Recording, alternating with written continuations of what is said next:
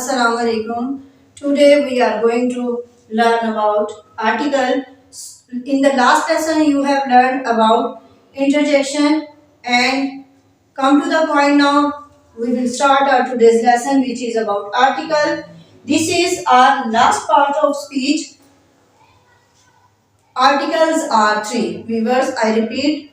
Articles are three: a, an and the. These are called articles. A and an are commonly used for one thing. It gives the sense of one thing. It is called indefinite article. I repeat, a and an are called indefinite article. The is always used for particular thing, which is specific, which is special. It is used for specific thing. It is called definite article.